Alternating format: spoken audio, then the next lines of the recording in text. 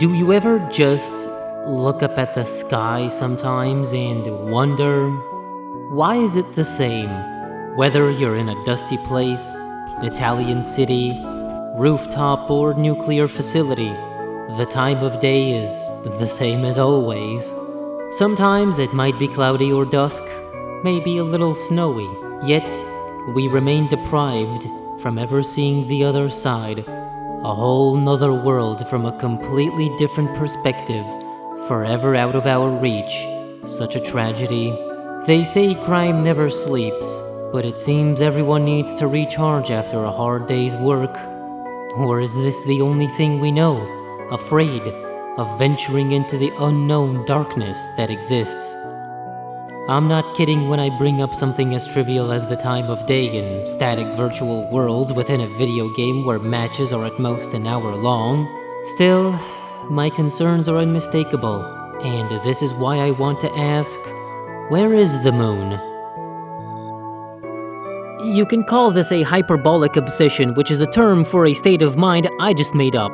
I do think that out of everything the CS community has explored in terms of locations, consideration for the time of day is often simple. Plop a sun and done. The midnight sky, on the other hand, is something popular yet not really talked about. In the grand scheme of things, we aren't completely unfamiliar with its existence. In the days of old, there were many nighttime maps, and by the time of release, only CS Back Alley and CS747 managed to survive. Not necessarily the best maps, one can be confusing corridors and evidently alleyways, the other is mostly fought inside, but the setting is still on topic and makes me wish to see more. Havana and Assault may be added too, though despite initially appearing as such, their blurry static background images of a skybox suggest otherwise. Besides the slight hue these maps give, it really didn't matter that much in such an old engine. Unless we're playing zombie mode, of course. Condition Zero shares some examples, including an Inferno facelift I've talked about before. Skipping CS Source because it has nothing to offer, Back Alley managed to return in CSGO, still graced by the night sky. Despite some changes to the layout, sadly, it wasn't very popular. There are a few more examples out there of similar community maps made official. Most came with operations like Rails, Castle, Light, and Tulip. Only one added outside of them was Sub-Zero. Lastly, there was the Halloween version of Cobblestone, if anyone remembers that. Anyway, let's get to the point. I know what you're thinking. The reason why late hours are not very prominent in CS is because of visibility. Making a map in daytime immediately eliminates most of the potential visibility issues that would occur. But I honestly don't agree with an argument that the night is not a viable option for map design. It can't be that simple. We've had issues with daytime maps in the past where players would blend in with the colors. As an example, the Cache remake was initially much greener but got toned down. We also have the boost player contrast option to help with long-distance visibility.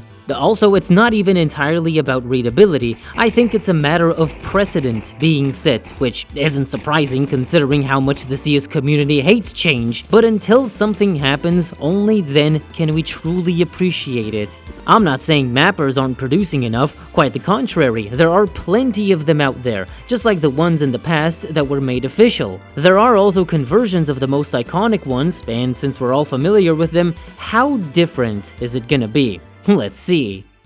Dust to at Night by W. Witcher or Witcher. Of course, even on a full moon, you can't completely rely on sunlight reflections, so naturally, there are a whole bunch of alternative light sources that actually aren't potent enough to irritate or distract. It's fine-tuned enough and the dim lighting doesn't feel like a nuisance. Same exact dust as always, but feels like a breath of fresh air.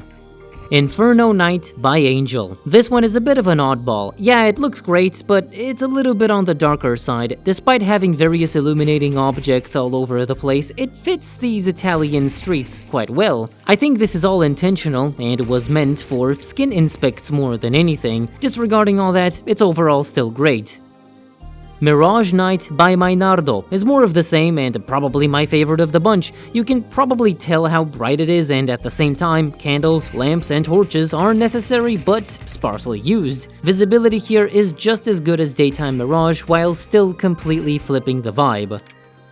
Now listen, I'm not judging these maps as competitive ready. Obviously, they were made just for fun and each mapper has their own idea of how they look. Some go for pretty, others function. I only wanted to test and present how the concept can work without sacrificing visual integrity. But is there any sacrifice? What about FPS? This is Source 2 after all, so does having more detail to work with worsen performance? I tested it, and at least on my PC, there's no real difference I can notice, nor do the stats really deviate.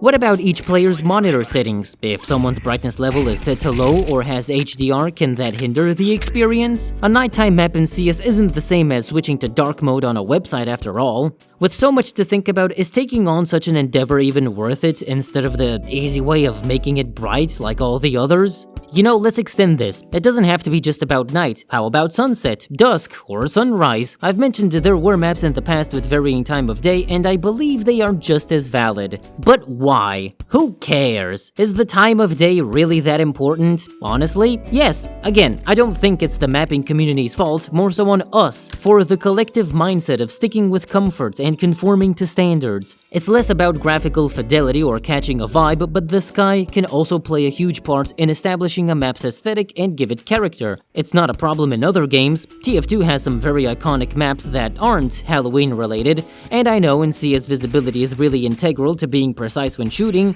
On the bright side, no pun intended, with CS2 being brighter and more colorful, it's less likely to encounter dark spots or blending colors like older CSGO. I have no doubt in the future we are going to see amazing maps uploaded to the workshop, so I do hope to see some variety in what gets accepted into the game.